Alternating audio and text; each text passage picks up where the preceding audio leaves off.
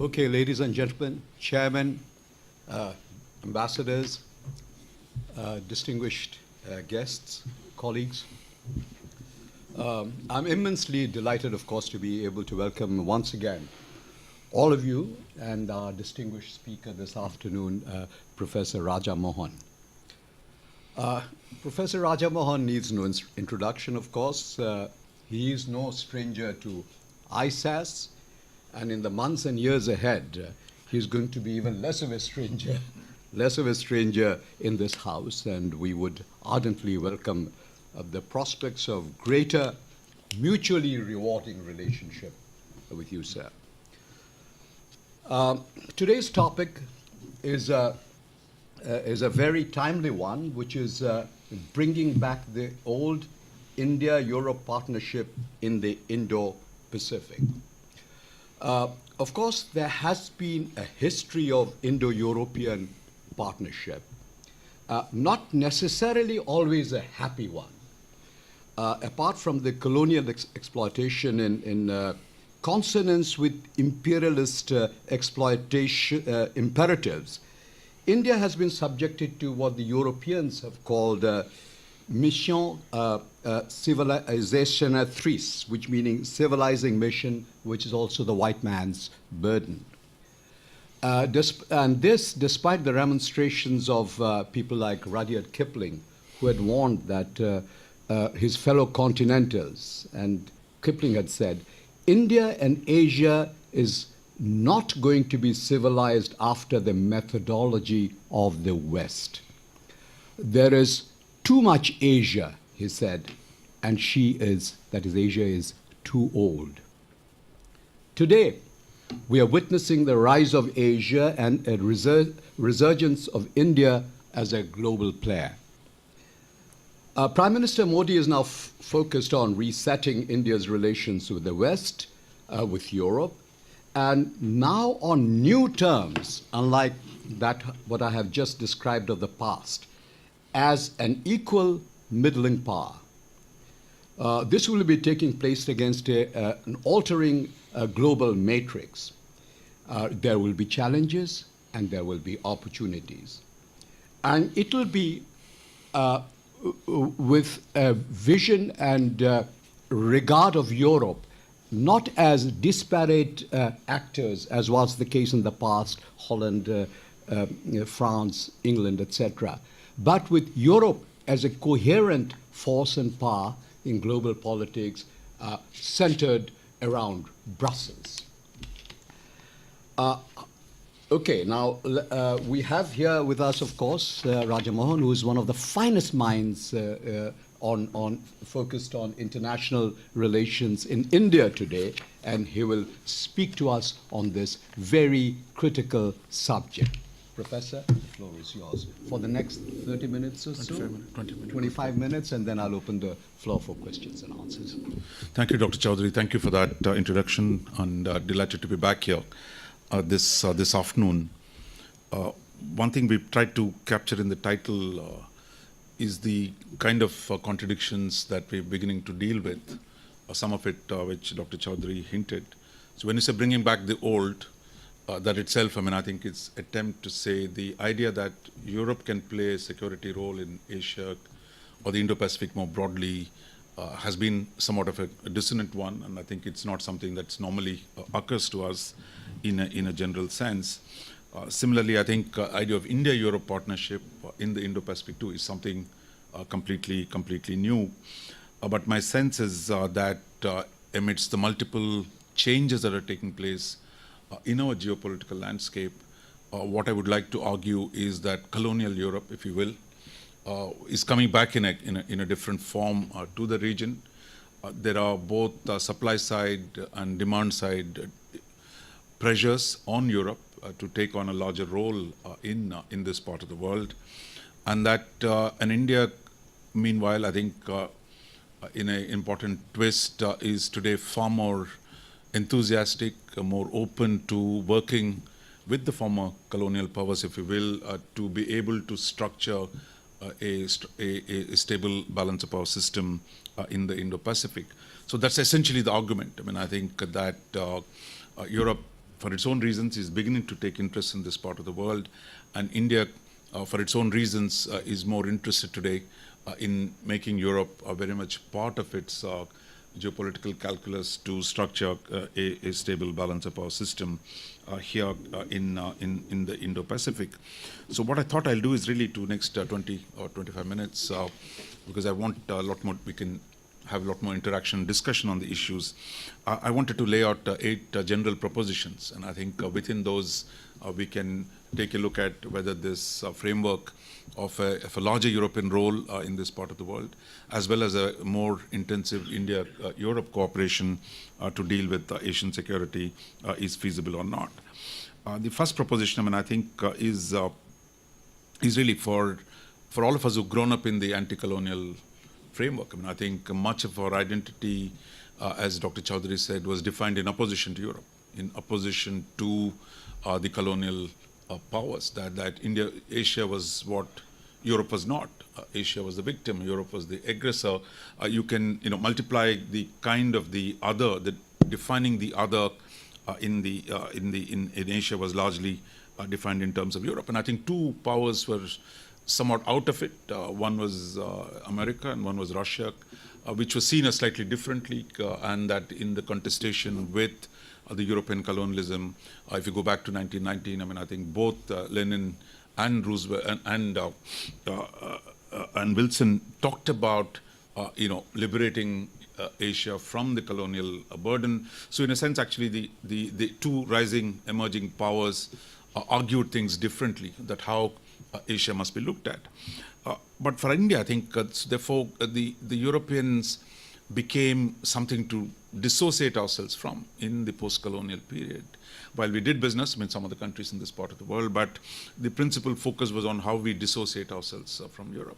So for us, having grown up in that 7 decades of that, today, to come to terms with the idea that actually Europe can be a positive, stable, good force, shall we say, for the emerging countries, that Europe should play a role in securing Asia, is quite a break mentally. I think a break, and I think partly this talk is really aimed at exploring that transformation. And within this, I think if Europe does play a role, I mean, I think in Asia, that I think India has a stake, I think, in facilitating that, in doing more with Europe, so that we can be part of contributing to a stable system in Asia with the assistance, with the partnership of Europe. That brings me to the second set of issues. I mean, I think looking briefly at Europe's historic role, that while the colonialism aspect is, of course, quite commonly mentioned, I mean, I think, but it's we shouldn't forget that Europe was also the modernizing force. That white man's burden or civilizing mission might have been one side of it, but there's no escaping that modernity came out of that friction or that confrontation or of that interaction between Asia and Europe. That the European colonial powers brought modernity, that it had good effects, it had bad effects, but the fact is that it was the contact with Europe. Of course, we had contacts with Europe before. Alexander the Great, I mean, first time he showed up in Asia was in India, that we had that kind of history of Indo-European connection and contact. But in the modern period, it was really colonial Europe that came here, occupying and transforming in some ways and impoverishing in other ways of the Asian continent. So there is no contestation with that proposition. But Europe also did things that today many of us take for granted. Of course, that argument keeps going on in India, certainly. Like in school, I mean, you grew up, was colonialism good or bad, or did colonialism produce schools, and those kind of arguments. To one today, Mr. Shashi Tharoor is still writing a book attacking colonialism. But on the other hand, much of the language we use to discuss that is still a colonial legacy. So it's a far more mixed up things. But I think in the Second World War, after the colonialism, which did a lot of things, for example, today what we admire the Chinese for the Belt and Road Initiative.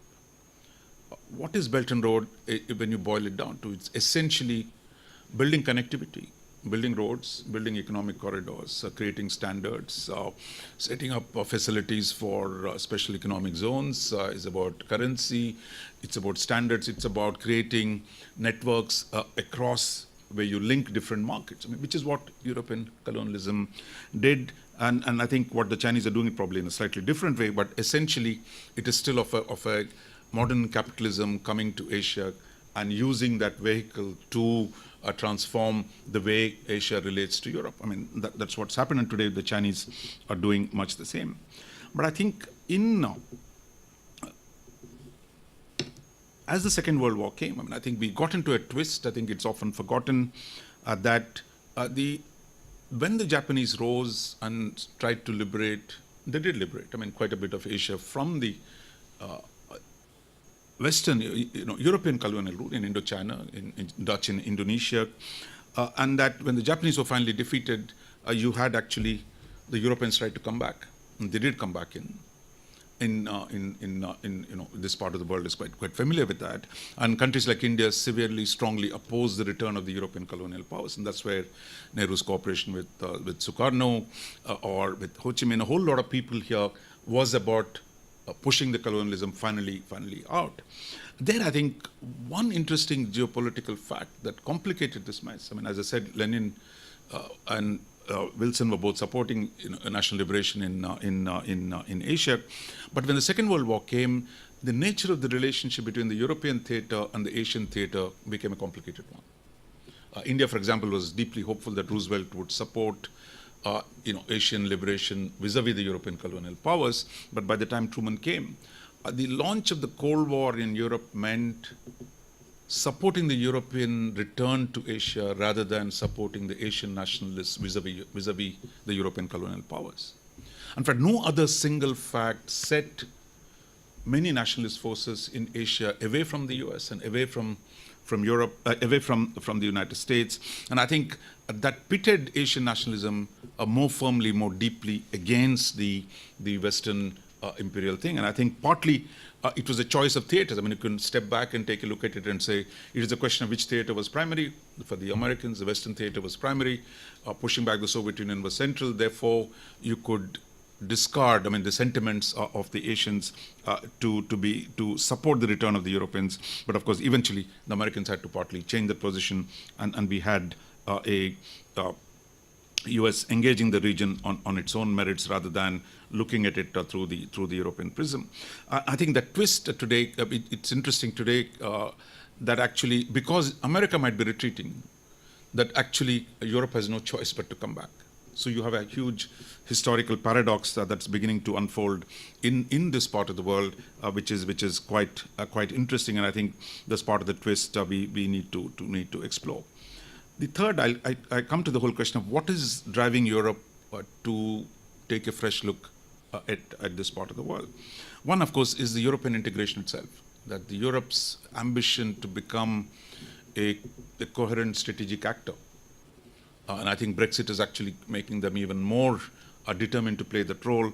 Therefore, does EU play a larger role in the world? Does integrated Europe seek a larger role in this part of the world? So the notion that European Union must be a strategic actor, that it now has a foreign phone number.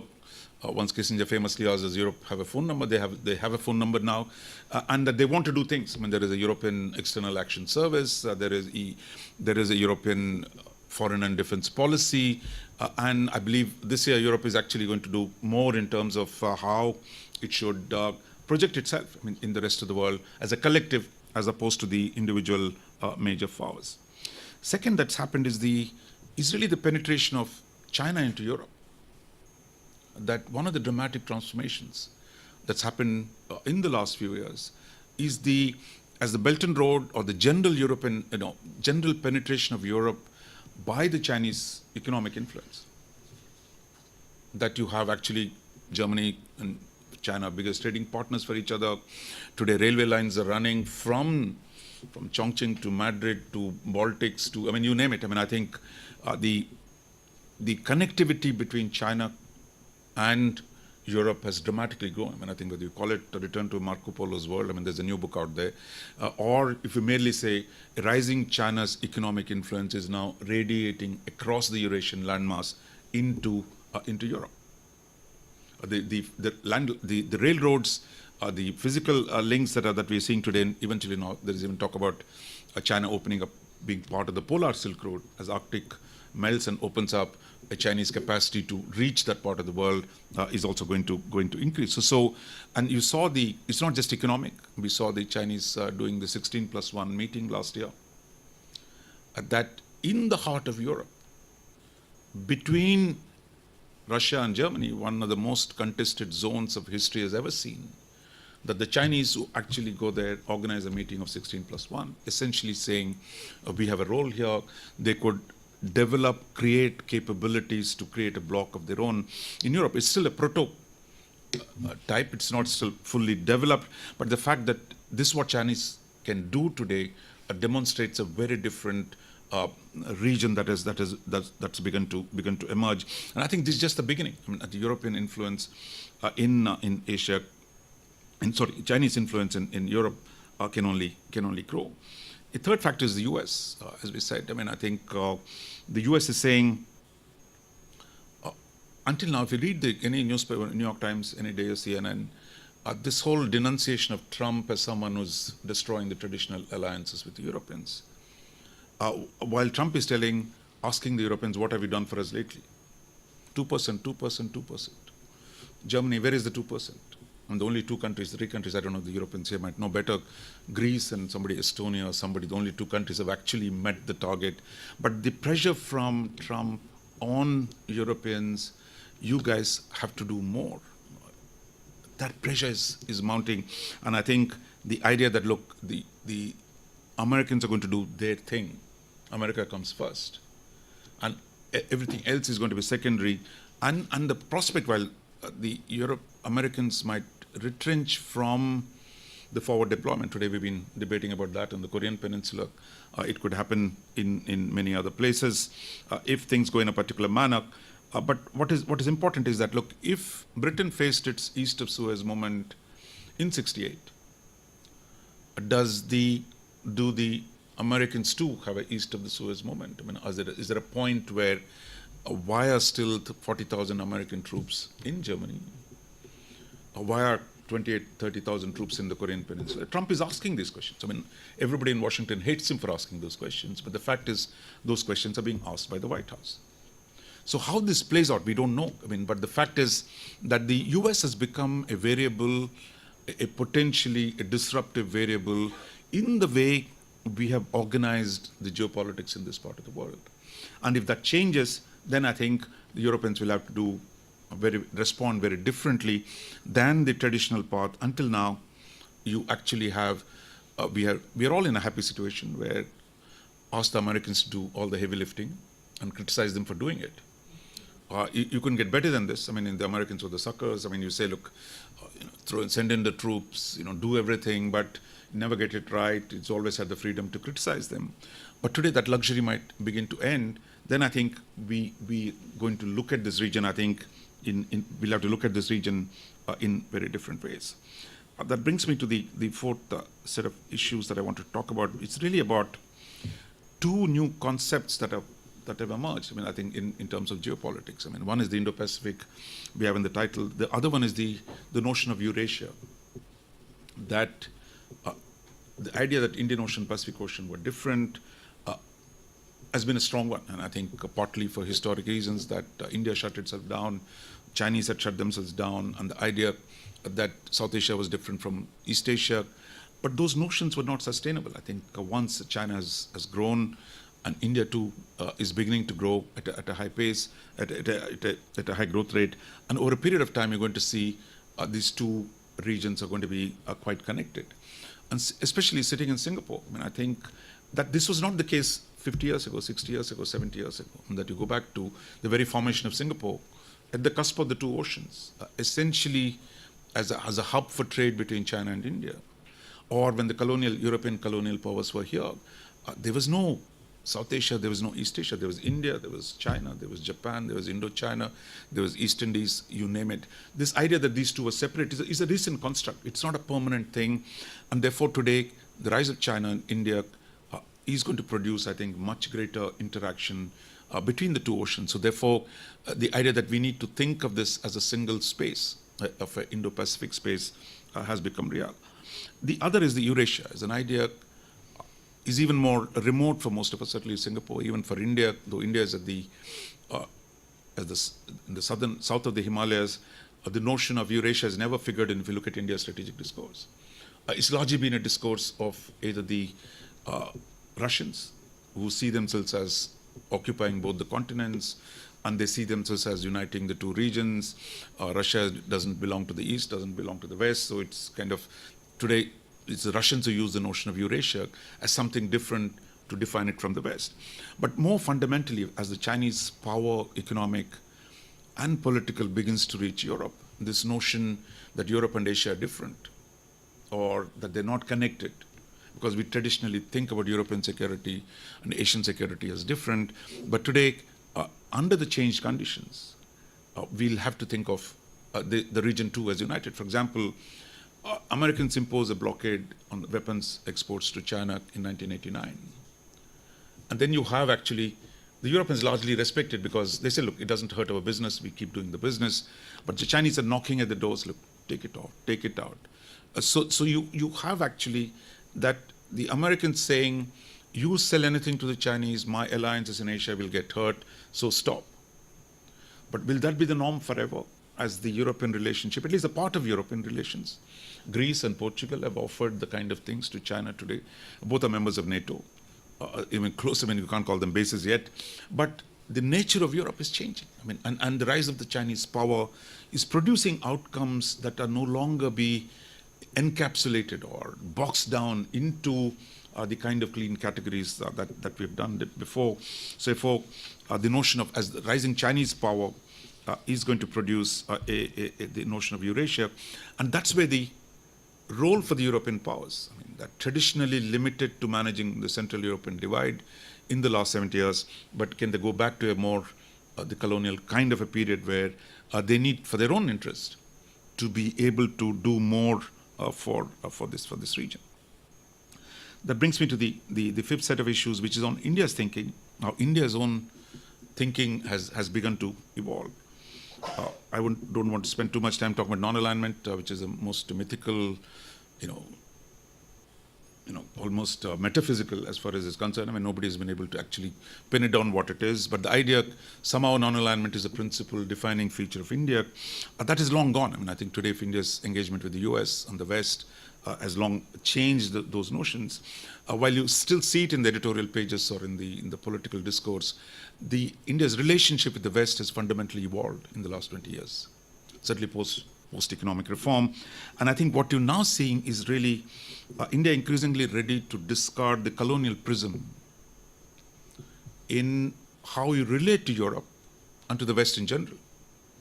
Because through the 50s, 60s, 70s, I mean, after independence, that defining India as something standing up to the West and Western policies, if that was the main strand today, dealing with the China's rise and the challenges it poses for India, partnership with the West today has become one of the central features of constructing any balance.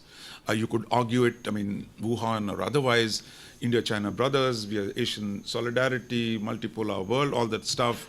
But actually, that you can say, look, if you saw Wuhan, the statements by Chinese and Indians, so Trump is protectionist, therefore we got to work together, which is what the Chinese song was. But for Indians, look, I got a $30 billion trade surplus with the Americans. And I got a $55 billion trade deficit with the Chinese. And I'm saying, look, I'm going to stand with this guy and fight the West. It's the kind of thing maybe we used to do before. But today, the nature of the relationship with the West, with the US in particular, and with Europe, actually, Europe also we have a surplus. Two most positive, constructive trade relationships are with US and Europe. And the biggest problem with China has been inability to get market access. And that's what India's, if you see the Indian statement, it was saying we need more market access. We need sustainable trade. Current situation is not sustainable.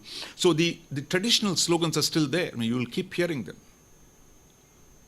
But the logic of that is changing on the ground, because as India feels the heat from the Chinese power, the relationship with the US and United States becomes a very important one. And I think that's where we're beginning to see some fundamental changes. And I think I'll go back to more details at the later. Coming to the sixth set of points, I think specifically on India's discovery of Europe. as a strategic actor. That India's had a real problem of dealing with the EU, with Brussels, because largely on trade issues we were really on opposite sides. Even today, we just don't have been able to get a serious trade negotiation, despite the fact that Europe is one of the oldest trading partners, in which India has done reasonably well. So today, I think three levels at which Europe figures in a conceptual sense in India's new calculus. One is about a multipolar world. When, you saw it in Wuhan. India talks about a multipolar world. Now, in a multipolar world, I mean, is it really? If you listen to the Chinese, the multipolar world is really about India, Russia, China working against the West. But for India, if the problem is in part with the Chinese power, then Europeans are very much part of the multipolar world. That is, if there are going to be more tensions between US and Europe, and for India, the need to do more with Europe as a way of producing balance becomes important. I think that's where Europe becomes very central to India's notion of a multipolar world. Europe collectively, as well as France, Britain, and the others.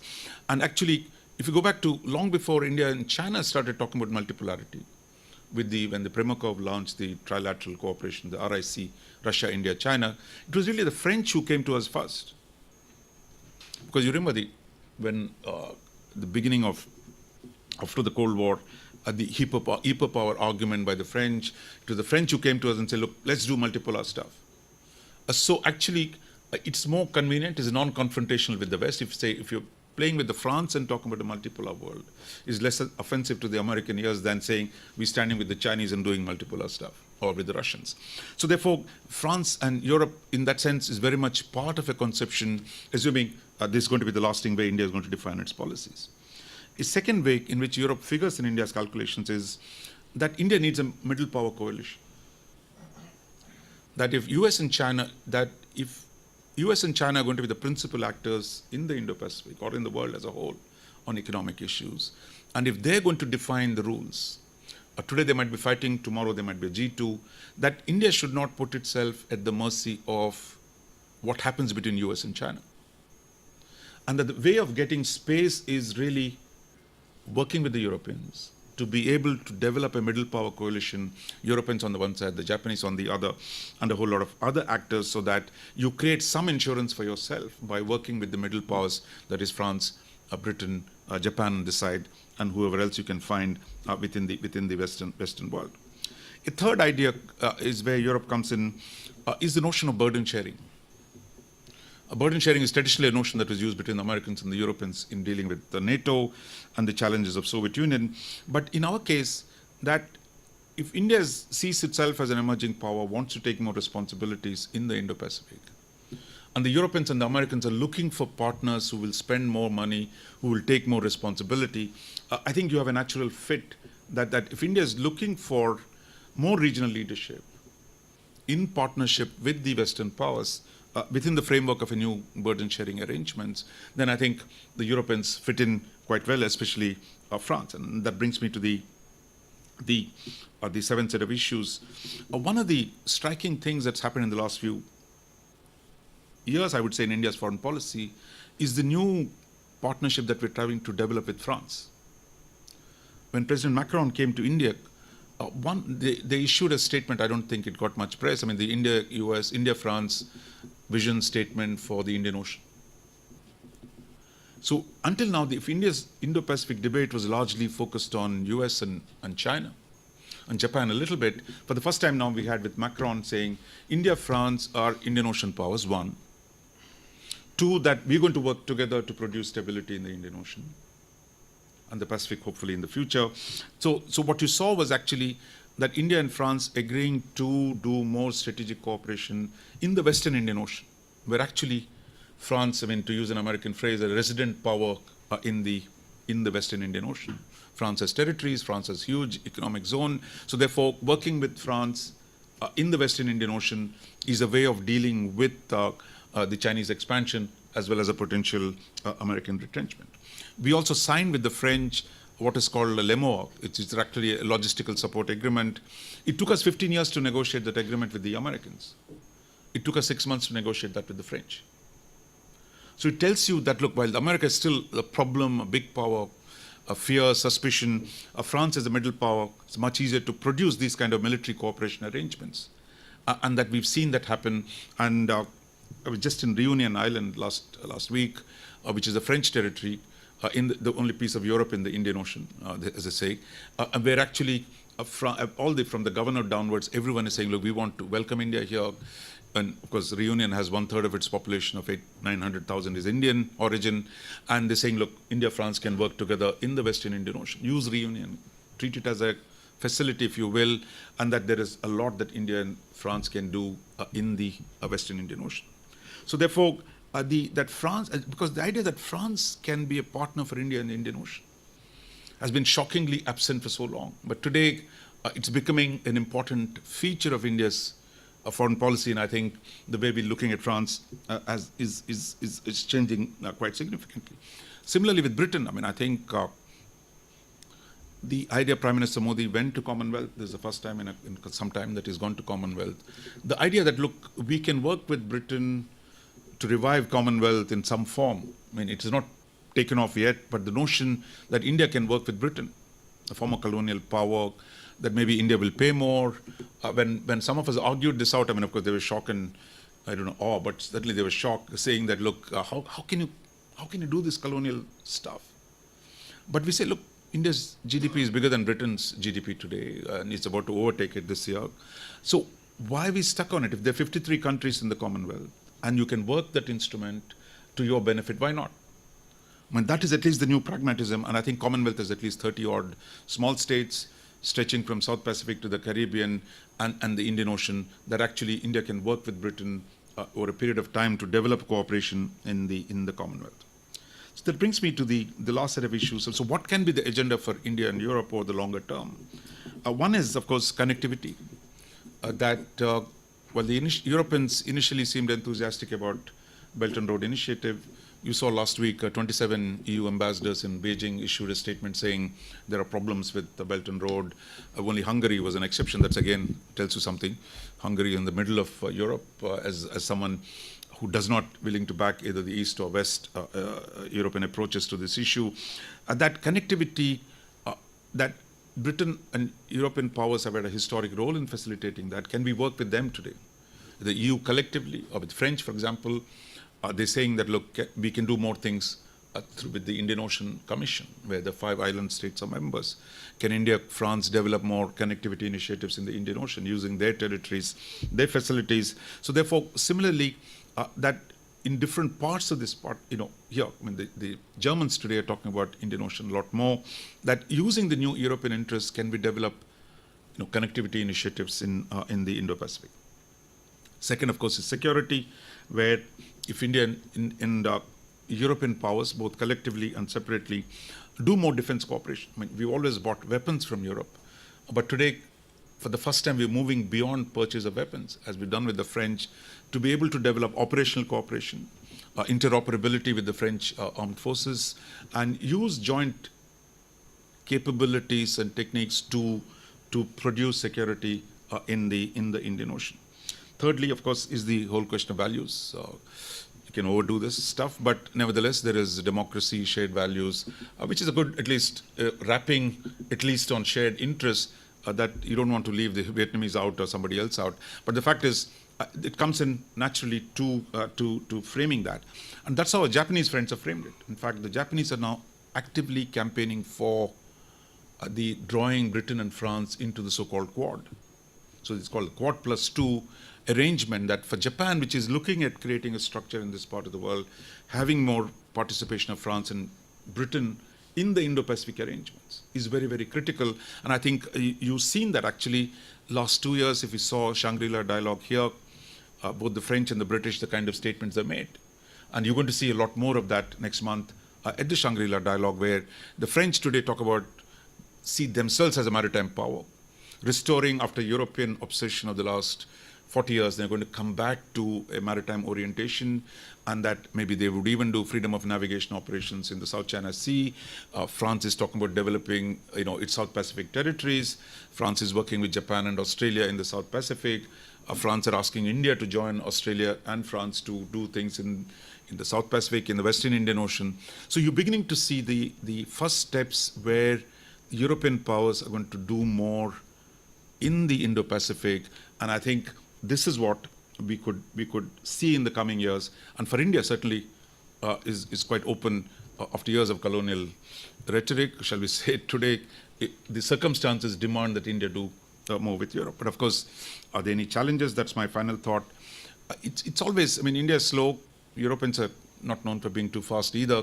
So the bureaucratic structures of European Union and India's own slow pace of doing new things complicate the ability to do bold things in the near term. But over the longer term, the structural change, I think, as you mentioned, the decline of the relative decline of the US uncertainty introduced by the US, and the difficulty of accepting China's rise is going to be neat and simple and peaceful, and the challenges with the stakes for Europe in the sea lanes of communication in the Indian Ocean, and for India, the imbalance with China increasingly, and the prospect of being marginalized by a US-China relationship, I think drive us structurally towards doing more things with Europe. But I think we're just beginning to witness that change. And my sense is, for those of us who are doing research in this area, this is going to be a very, very important area to look out for, how India-Europe, or Europe's participation in the Indo-Pacific. So. Thank you.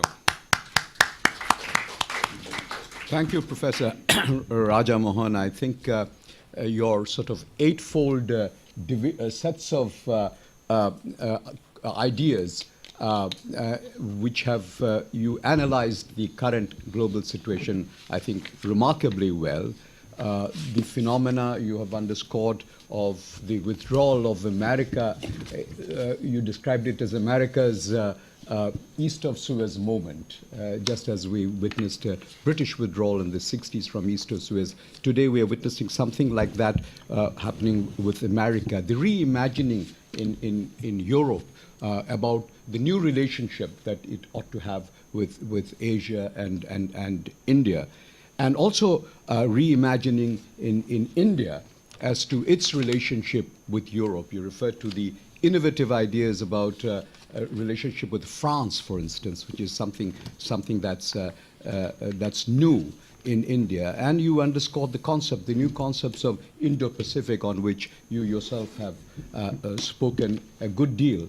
And the idea of Eurasia, new development. We hopefully will, on the 17th May, looking to having the ambassador of Kazakhstan with us to speak to this. We'll invite him to speak to the idea of Eurasia. And I'm happy to be able to say that, I mean, we at ISAS have been focusing in our way on all these different phenomena, many of which you have identified and analyzed. I will now open the floor for questions, answers, comments, and I'd ask you to identify, even though you would be well known, all of you are, identify yourselves for the sake of our record and your affiliation, sir.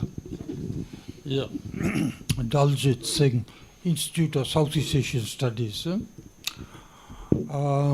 points. First of all, you speak in terms of Europe. You know, Europe and India, Europe in the Indo-Pacific. But Europe is 27 or whatever number of countries with a huge bureaucracy that don't seem to agree on many things. And Greece has been acting in Europe the way Cambodia has been acting in ASEAN. So I thought it's not so much Europe, but just a few individual countries of Europe, like France, Britain, and potentially Germany. Although today, at the moment, Germany still seems to be in a slumber as far as active interest of doing something for Asia-Pacific or Indo-Pacific security is concerned.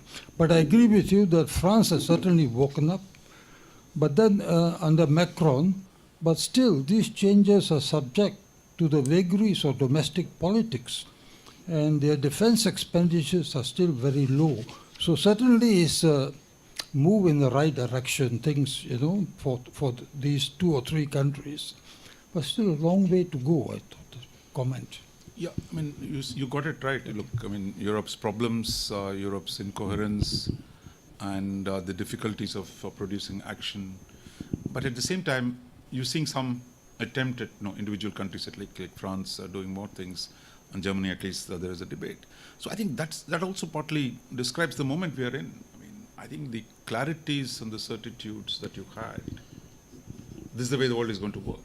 That is changing. I mean, I think, so certainly is a long way off a European role, but if the American retrenchment acquires much faster pace, or the Chinese role in Europe gets uncomfortable, things could happen much faster. So that's what we don't know. I mean, I think you can't predict a thing, but essentially what you're saying is you're capturing a moment in the European debate where their willingness to look at this part of the world differently. Otherwise, the French to say we'll do FONOPS in South China Sea. I mean, look, they're quite happy trading with the Chinese, and why are they saying FONOPS? And they don't much love the Americans either. That it is a question of then their independent role. Is there one? Today they're being compelled to take a look. EU, for example, I mean, EU runs an Atalanta operation in the Gulf of Aden, right? It's been running it for the last 6-7 years. So they're doing things. I mean, it's not dramatic, it's not fantastic, but they're doing things. I'm saying is that, look, if the structure becomes more demanding, the responses will flow. And then the pace of change at that point of the time would significantly increase. But why is it important for India? As I said, if Chinese are beginning to come into the Western Indian Ocean, they're in Djibouti, they've got a base, or they might get something else in some other place in that part of the world. They're knocking at the doors of every single country on the east coast of Africa.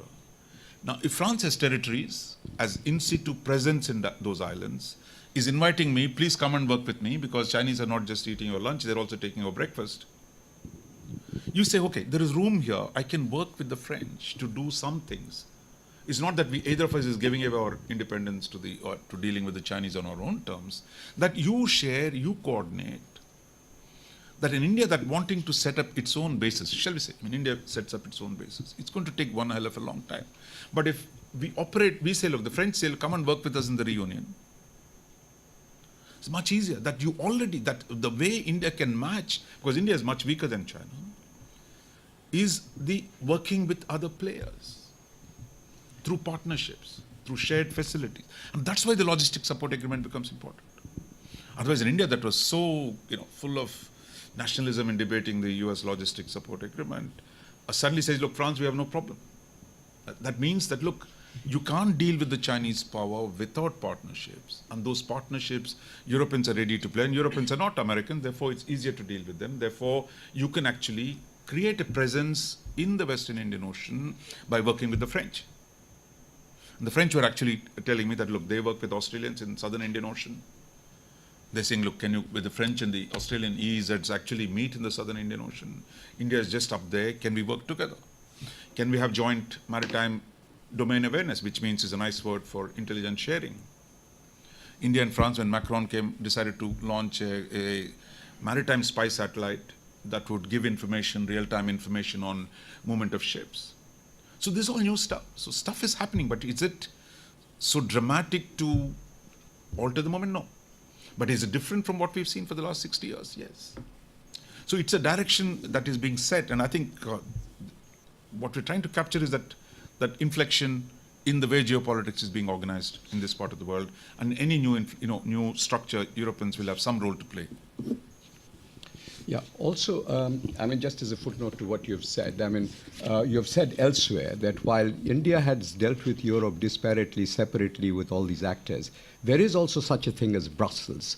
I mean, if India's interest, and it is increasingly going to be so, trade and commerce, you would have to deal with a Central Europe. And as you know, in the WTO, the European Commission speaks in one voice, despite the 27 countries. And India is going to have to begin to deal with that kind of situations where there is a central bureaucracy in Europe, in Brussels, as you have said elsewhere, that is focused on trade and commerce. And that is what India's new set of relationship with Europe is going to be, sir.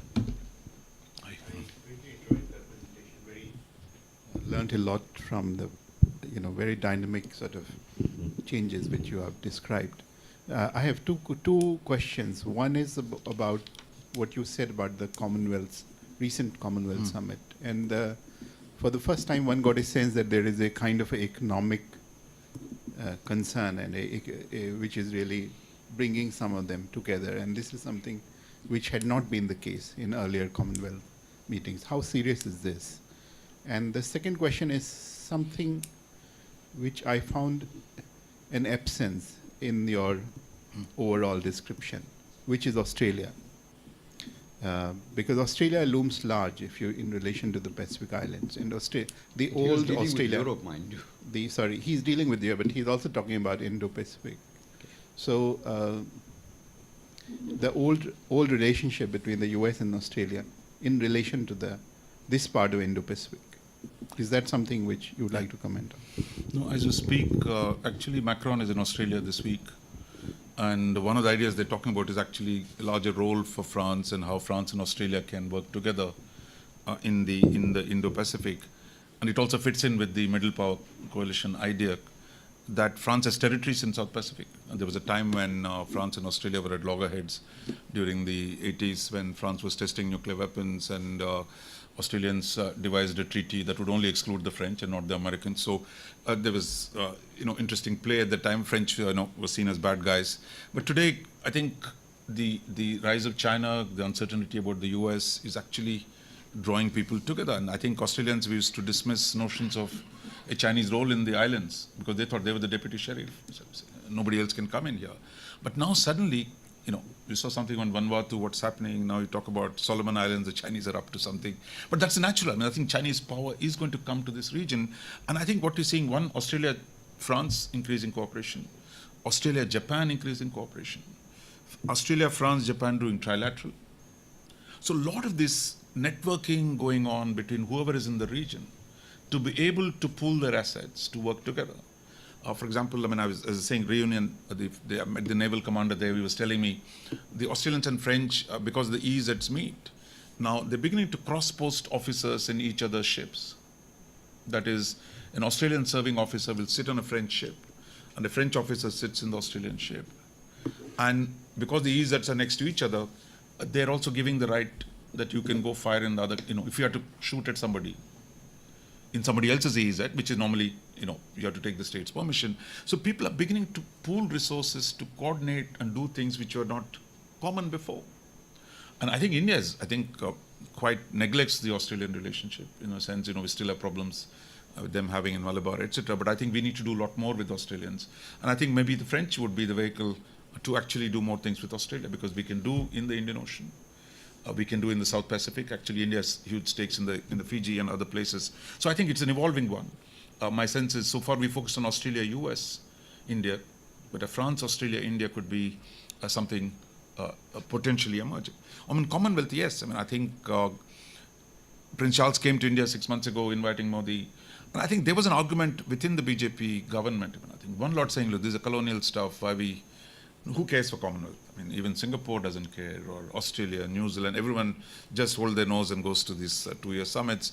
But today I think what India is saying, at least one lot of people in Delhi are saying, look, this was your natural terrain. Why are you running after Shanghai Cooperation Organization? Why are you running after all these crazy new institutions? This is a natural, ready-made institution, shared language, shared tradition, that we can do a lot more. With 31 small states, there's a huge amount that India can do, just giving money. Blue economy is a huge thing. They're talking about the ocean charter that they've signed. So the huge possibilities, I think, in Commonwealth. I'm quite a minority in Delhi, but I think at least the PM and a few others are seeing this is worth investing in. That's what we've seen this time. My sense is in the coming years, there should be more Indian interest, as well as India-Britain working together. Yeah, both economic and security, because some of it gets linked. For example, when you talk about sustainable blue economy is sustainable development. When you talk about security, this is what I discovered, it is going to the Western Indian Ocean islands. You can talk about grand strategy, Chinese, Silk Road, blah, blah, blah. But for the Seychelles and Mauritius, what happens to us when the sea level rises? That is a fundamental question. I'm not able to guard my massive ocean estate. So there I think the two get linked, and I think that's where the idea of small states and India doing more for them, and Commonwealth could be a vehicle in which we could do a lot more. And of But course, it's just the beginning. I mean, I think it is still a fight because the colonial argument still resonates and prevails over realist strategic considerations. and of course, the primacy of the English language is very important. No, 'Cause, yeah. So, Thank you, Professor, for very interesting. My name is. yes, and affiliation, if any. I'm Adrian Villanova. I am a resurrected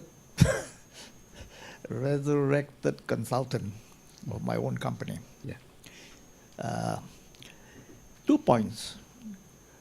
One that triggered off what you said is, number one, why not Britain? Why not UK? Because the UK has Deo Gracia. Okay? And I know that, I don't know what the plans are, but I have been on HMS Albion recently, and they were going around this area. Of course, they said that it was going to be a check on North Korea. But that ship is going to come back here again. Okay, so I think it is possible that Britain might be active again. So instead of France, of course we can have French. Britain, as you said, is part of the Commonwealth. I mean, India is part of the Commonwealth. That could be a possibility, number one. Number two is that, why not Russia? In the sense that you had relationship with Russia, and besides, for example, BrahMos. That's a joint venture between Russia and India. And BrahMos has got the what do you call it, the permission to do this on their own. So Russia could be an ideal partner if there is no, shall we say, collaboration between the Chinese and the Russians, because there is the report that they might come into some sort of a cooperation. So, Professor, would you like to comment on those 4 points? Thank you. So, would you like to comment, or would you like to take another question? What do you say? Yeah, what do you say? Perhaps we take another. Perhaps we get Dr. Rani Mullen to ask hers. Hello. My question is a follow-up with the first question that was asked about India rediscovering Europe. I think that's quite clear. But I regularly read the German-speaking press. And I wonder, so following up there, is France really an outlier? Can we really talk about Europe discovering India, the other side of that equation? And when one looks at the very recent French outreach to India, it's really been since Macron has come to power. I wonder whether you think, what's driving that in France? I mean, I think the UK relationship is a special one, given the colonial history, so that's understandable, the misgivings perhaps, but also the need that since there is, old standing links there. But is what's driving France perhaps a generational change that you don't have in many of the other European countries, including, some that are seeing a resurgence of sort of the right? Okay, you take these two, and we'll get Chia. No, I think, we got the whole mix of European powers to talk about. I mean, UK, yes. I mean, I think, but as you know, they're going through a bit of a difficult moment. They're deeply divided internally. They don't know which direction to go. So countries in a bit of a tailspin, and I'm sure they'll come out of this. But at this point, they're not really, even on the Commonwealth. I mean, the focus was on keeping the organization alive, make sure Charles succeeds, the Queen as the head of the Commonwealth. So for them, it's a complicated moment. I mean, I think internally, what's happened with Brexit is producing a whole lot of outcomes there. And then some people think Great Britain will become Little England. I hope it doesn't. But on the other hand, I mean, the city of London is so eager to merge into Shanghai that there are multiple pressures that are operating on UK today. But I think, there is also the old great power residual legacy. They're working with the Americans and doing things. So I think I would think it will take some time to sort itself out. So, but India will be quite happy. As I said, Commonwealth, one reason why India is stepping up to the plate in Commonwealth is also to keep that long-term relationship with Britain. Digo Kasha, Britain has the legal ownership, but it's an American base today.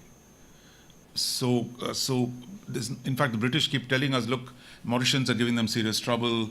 They're saying, look, colonial, this is all, give us back our ownership of the Chagos archipelago. And the British keep coming and telling us, look, tell your friends, not to make this too much of a big deal. So there is actually the lease expired last December. It's been renewed, but there is a legal issues in Britain, a typical London thing. There's a court that decreed Britain did very badly with the people living in Chagos. Well, the Americans say, look, we have nothing to do with it. It's all, between Britain and Mauritius. Mauritius says we have nothing against the Americans. It's really the British have to, do, say, apologies, whatever it is. So there is a complicated mess that's going on. But right now, Americans are there. We're working more closely with the Americans. So Digo Kasha it's India today with LSA, we can actually operate there. His question is, the Americans are quite welcoming, but the Americans would want something for it. But that's where the negotiation will be in terms of will they come to the Andamans, can the Americans come and do things, interesting stuff. But Digo Kasha is not the central thing here. But France has its own independent assets. As I said, in Reunion and other places in Djibouti, they got in UAE, in Abu Dhabi they have a major base. So there's a whole lot of stuff we can do with the French right now. But with Britain, things work out with Britain. Like Britain is in Oman, like the old, historically, in the Gulf. India has good relationship with Oman. There could be things that we could do together in Oman on whole relation of stuff. But as Britain sorts itself out, I would say a lot more would happen. Russia, look, right now Russians are fighting with the West. They see China as a very important partner, more important than India at this point of time.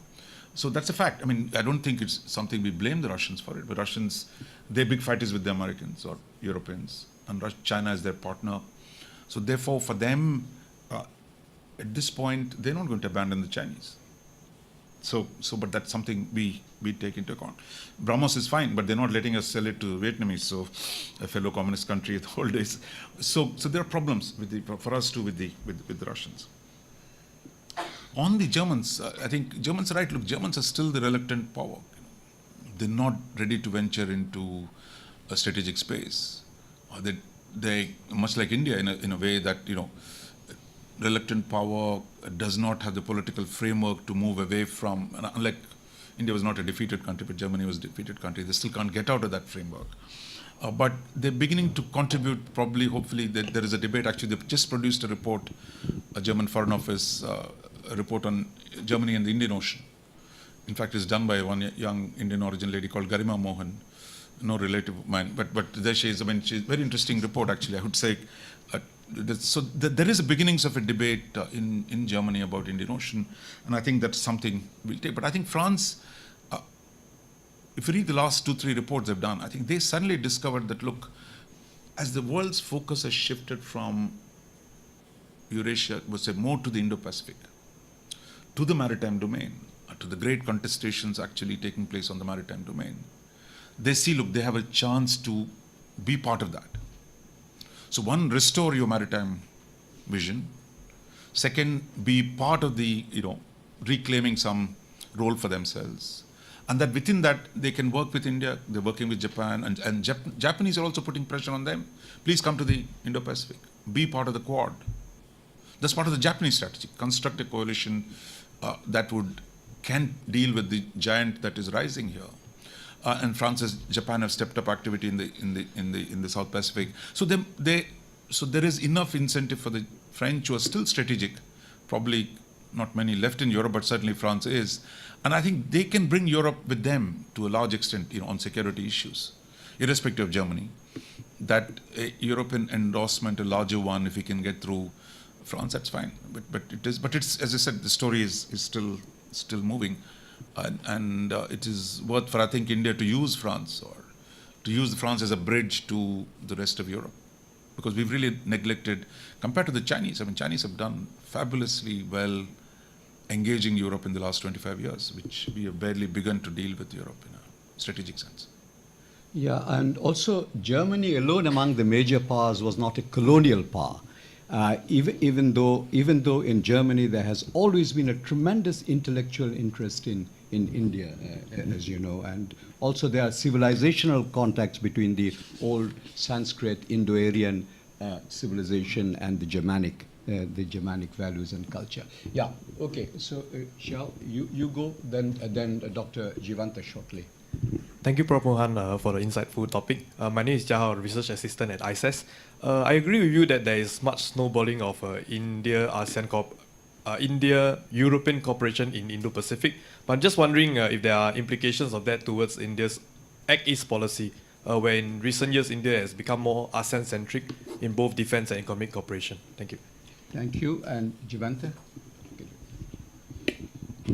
Thank you very much. Thank you much, Professor, and looking forward to having you with us more often. I just wondered, aside from the strategic dimension, which you focused a lot on, which is often rather hard to pinpoint, and it's also much more sort of future-oriented, what concretely does India gain in terms of like the Make in India campaign in these partnerships with Europe? After all, Germany, although we talk of it as a reluctant power or whatnot, has a hardcore defense industry. So is India getting something out of these Europeans concretely with regards to its economic interests? Yeah. One more, I think. Okay, there are two more hands up, actually, Sylvia and you, but we'll take, and yours, the last three together, and maybe you want to respond to these two so that we don't want to look, I think on both Look East and Make in India, look, it's really up to India to take advantage of a situation. And I don't think you can claim that India is doing very well with that. So Look East will continue, but the fact is, look, if we can work with the European powers to do more, there are places in the East, for example, as I said, in the South Pacific, where France have a historic presence. Can we do more with them? Those kind of things, where, for example, on connectivity, for example, the Europeans can bring certain level, if not on the Look East side, but certainly on the Western side. In the East, of course, the focus will be more on Japan at this point, and with the ASEAN as a whole. So, but over a period of time, and I think if we ever create this structure where India can work with Japan, Australia, and France in the South Pacific, there are things that India can do, and India has interest to do, but that is for the longer term. But it's really in the Western Indian Ocean and the Gulf where the European historic presence is more directly relevant for us, and where we can do more things. On Make in India, I mean, look, I think the French, the Europeans, the Swedes, every one of them wants a part of the Indian market. The problem is Indians are not able to figure out what is the best way of doing it. We keep changing our policy every day. We take a long time buying an aircraft. The Swedes were ready to give everything because Sweden is small. Small countries are ready to give a lot more if you do a big deal. But Delhi is, struggling to clinch deals. I mean, which is you got the money, you could buy an aircraft. Other guys are saying, look, I'll bring everything and anything else you want to your country, and I'll make it here. But we just don't seem able to take the decision. So I would say the Make in India, the French are very keen to do Rafale. They've had some tie-up. Sweden is dying to do Gripen manufacture in India.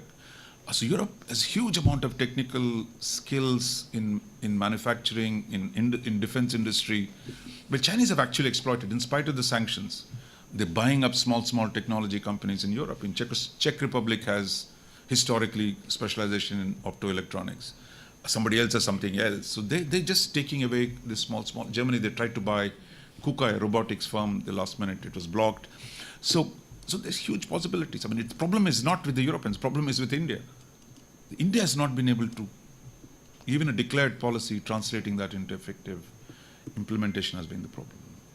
Okay, so I'll bunch the last three questions together for you to respond to. And the last three hands I'll recognize initially. I'll begin with Ms. Sylvia Thierry, Dr. Ronojoy Sen, and you, sir. Thank you, Professor Rajamohan. I'm here.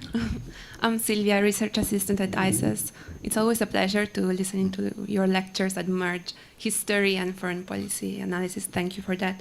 I have a comment and a question. It's a comment because it has been a bit already replied to, and it's a follow-up on what the gentleman who talked first said, and then Professor Rani said, and also what Dr. Chowdhury said about Europe at the WTO. I think that every analysis that wants to somehow put together the economic and the political perspective on Europe will have to struggle somehow with the definition of Europe. I think that all of the people who talked about whether Europe is a unitary actor or not are right and wrong at the same time, because Europe comes with different kind of avatars. It's a unitary actor when we talk about the economic European Union, while it is not when we talk about the European Union or Europe as a polity. But this is not really because of some kind of incoherence, I would say, as you mentioned, but it's rather because Europe still differs a lot from the other international actors it is working with, that are the United States, India, and China, in one thing. It is not a federation. We are still not, sadly, the United States of Europe. I'm saying sadly because I'm a federalist. I would love to be, in a united Europe, but we are still not. And this is because we were never meant to be. So the European Union is not really schizophrenic or incoherent. I'm not it's just accusing trying, Europe of that. Yeah, no, I'm just saying it's just trying beyond what it was born as. And I think that with the return to, the right and the xenophobic political movement, the target of the United States of Europe will become even harder. So to use the same words you used, yeah, we have a phone number. So I guess you were mentioning the High Representative for Foreign Policy, but it's still not the phone number of a Ministry of External Affairs or a Ministry of Foreign Policy. So yeah, that. And then my question would be about the role of soft power. You very often compared what China has done and what India has not done. I think one thing that China has done very well in Europe too, while India has not done, is soft power. When I was a bachelor student, I wanted to do Asian studies, but I didn't know whether to go for East Asian studies or South Asian studies. And there was no way for me to find any place where to study Hindi, just saying. While Confucius institutes were everywhere, even in Italy, which is a country that, besides being a middle power, does not have a tradition with Asian studies. Power, right? So soft power. Yeah. Rajai? Thanks. Actually, Sylvia has partially articulated what I was going to ask, and it sort of builds on the the first question. We might be at a time when the idea of Europe is might be under severe strain and even could be unraveling. So you talked about earlier the southern, the Greeks, Italy, the financial pressures they face, and then the rise of the so-called liberal democracies in Central and Eastern Europe. So it probably might make sense, and as you were articulating in your talk about India really reaching bilateral agreements with individual nations such as France, of course the UK is UK has exited, but the UK, maybe Germany, rather than talking about Europe with a capital E, despite EU and the European Union, etc. Okay. Thank you very much. I'm Oliver Fixon, Deputy Head of Mission at the German Embassy in Singapore. I did not really intend to have an active contribution to this discussion, but there has been so much talk of my country that I feel compelled to do so here. 2 points. There cannot be a seminar on Europe without Germany being mentioned. That might be true. There are 2 points which I would like to make. First, I think it is very right and proper that there was a distinction between European states being back in the region and Europe, or the EU being here in the region, because for the EU it would be something entirely new, at least in the fields of security policy. Whereas, of course, Britain, France, if you look a bit further east, even the Netherlands have been in this region before. So I think this distinction should be properly made. As for this reappearance of European states in this region, it should be kept in mind that in the field of foreign policy, there is still intergovernmental cooperation in the European Union. It has been institutionalized during the last 20 years or so. There are now a number of articles in the European Union Treaty dealing with it, but it's still not the same thing as commercial policy. Commercial policy is the exclusive competence of the EU ever since 1970. There will hopefully soon be a free trade agreement between the EU and Singapore.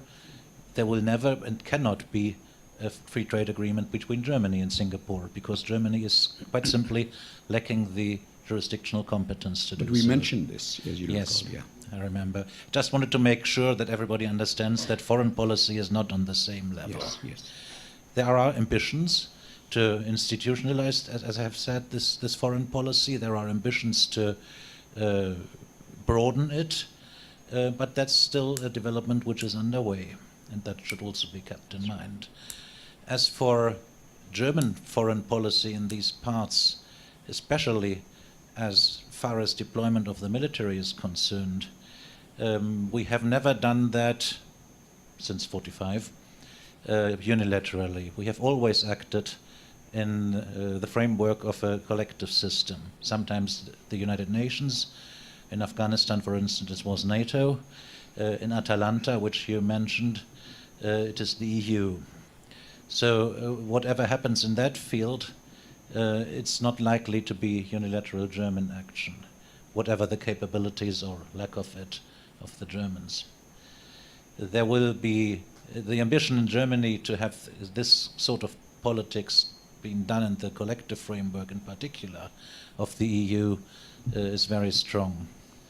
So whatever German contribution you are looking at or looking for should be looked for in that framework. I think that, just to clarify, the role Germany might play. Thank you for that intervention. Professor, last words. No, I think, look, I think, thanks for that clarification. I mean, I think quite clearly some German policies have changed. I mean, I'm talking about the foreign policy. I mean, you know, it's not this, look, you didn't send troops before, but you had them in Afghanistan. You send their ships to Atlanta. At least it's the beginnings of a policy where Germany is being attacked by Trump, saying you don't do enough, right? So there is going to be even more of that pressure saying, why aren't you doing something? Or Germany is just going to export stuff and leave the dirty work to somebody else. I mean, that's the kind of argument that will begin to come. So I don't know how much, how soon, but the fact is the context is evolving. I think that is the key thing to remember at this point. I mean, that there is a different context in which all the things you said about the traditional understanding of this part of the world is all true. What you said about the idea of Europe, as Ranajoy pointed out, all that is absolutely true. But the fact is there are pressures on Europe, both individually and collectively. Now, for me as an Indian, I mean, or as a policy analyst, is to say, look, I deal with what is there. I mean, I'd love to see a single Europe. Because for us, Europe divided will get split apart in no time by the Russians and the Chinese. But I can't make that happen, right? I mean, that's what you got to make it happen. But I deal with Europe wherever it is at this point of time. If Europe is willing to, EU is willing to send ships to Atlanta, I should be cooperating with that. Instead of that, Delhi has not cooperated with the Atlanta mission. Despite serious efforts by EU, so we say, no, we are a lone ranger, we do stuff on our own. Maybe we'll do it with the Americans, but we're not going to do it, partly because of Pakistani friends who are part of it. So which is like you're still inhibited, and that India has to change. So whatever EU does today, I should be prepared to deal with that. Limited, ineffective, you want to call it, insufficient, you might claim, that I should be able to do business with Europe, whatever it is doing here. Meanwhile, separately, each of those powers, France is right now way ahead, so we're beginning to do things with them. Tomorrow UK might step up, tomorrow, who knows, Germany might someday actually decide that it has to do more. So I think India is now, what I'm arguing is that, look, India should be prepared to deal with whoever is prepared to work with us. So I'm not passing a judgment on where Europe is headed. I can see change, incremental change beginning to take place. I can see the context evolving. I can see the structure changing. Therefore, it is not illogical to think the role can only expand. And if that expands, how do we work with it? That is the policy a challenge for India. But for academically, the question is, if the structure is changing, there's going to be some rejigging, then the question is, where does this go? What are the kind of institutional arrangements? For example, if you look at the Japanese policy today, they see a larger European role. Certainly having France and Britain in Quad is good for them. I think India is also moving towards that position. Having European powers would help structure a balance of power better than merely the Americans doing everything and the Europeans doing nothing. So that is a change. So that's what we're trying to track and pin down and not pass a judgment on what exactly is going to happen tomorrow and day after, or bet how much Europe is going to change in the coming years. So I would say soft power, look, I'm not a great champion of soft power, and I think finally what matters is if economic power, Chinese soft power has disappeared, right? Suddenly, great stuff Chinese have done, but suddenly you see everyone is now scrambling to balance the Chinese. But what you said about, look, that India is not invested in Europe, as a general rule, in education institutions, Indic studies was one of the biggest things, Germany has, Europeans have such a long tradition. We've neglected it. I mean, there's no question, there's a huge failure on its own. But don't get stuck on soft power, that we were so focused on the US and China and the neighborhood that we've not really paid attention to Europe. And I think India is just beginning to do that. And some of it can't be done by the government alone. I mean, I don't think today India should just depend on the ICCR to be able to know courses. So hopefully more Indian private sector participation. Something is going to trigger that. But at this point, what you said is, look, hugely underrepresented, despite the huge goodwill for India in Europe, all across Europe, East and West. So I think that's been a big failing. And Roger had a comment. Would you like to? No, I mentioned that. I would say, look, it is. Europe is hugely partly after Brexit, southern borders are breaking down. The Russians are knocking at the doors on the east. So it's quite a critical moment, and that's precisely why they're looking for partners around. And therefore, I would say, if they only do X, I'll do X. I should be able to do X with them. I'm not saying, look, they've reached a level of perfection or they've reached a level of coherence. No, that's not the case. I'm saying India should do more with Europe. Europeans, for their own reasons, are beginning to look at this region, both collectively and individually. And within that, what is it that we can do at this point of time? Dr. Singh, you want to make a very quick point? Yeah, of course. Slightly mischievous one. Always. I mean, why should it be different from any of your other questions? There's discussion about balancing China through an Indo-Pacific strategy. Now, what can be the role of ASEAN? ASEAN, will it be a help? Will it be a hindrance? Or will it be irrelevant? That's a trick question. I shouldn't be pronouncing on what ASEAN does. No. Look, I think balancing will happen because it's if you say, look, if you're a good theorist or realist theory of international relations, look, somebody will do balancing. How that gets done, we don't know at this point. I mean, it's possible. They also say, look, there's a whole bandwagoning effect because in the near term, it all depends on what Trump does in the next few days. If 2 years ago it looked like China's rise was inexorable, the only option available for all states is to really accept the Chinese primacy and basically say, salute the rising hegemon. But I think Trump, in his own crazy way, has done something today which has begun to raise some questions. Right? If tomorrow Mr. Trump comes to Panmunjom or wherever, he stands there with the two Korean leaders next to each other and says, look, I am the guy who's producing peace here. Or if he says that, look, the trade war is serious business. The Chinese have problems today. I mean, the problem they did not have a year and a half before, they have that problem. They thought initially they could deal with this guy. But today they find it is quite messier than what they thought. I mean, if you see Xi Jinping's speech in Bao Forum, he's already responding to some of the American pressures, opening of the market a little bit. At least he wants to negotiate, calm this down. And I think when Trump says, look, my trade deficit is $500 billion, I've already lost the war, so I have nothing to lose. By shaking the Chinese as much as you can, and if he knows if he can manage to create a play in China's front yard in Korean Peninsula, we're talking about huge changes. And I think people are going to adapt to that. Look, if you saw China was inevitable, one set of policies would follow in ASEAN. If we say it's not so inevitable and that there are other options, then different set of things would follow. But I think we're just at the beginning of a course correction probably. And in which I think ASEAN, whether it is certainly not irrelevant, but it is certainly going to be central. So finally, Trump gets mentioned in this seminar. Okay. Thank you all very much. Thank you, Professor, for this excellent rendition of your perceptions of where we are going with regards, particularly relations between Europe and India and generally in the world itself. No seminar is ever quite finished.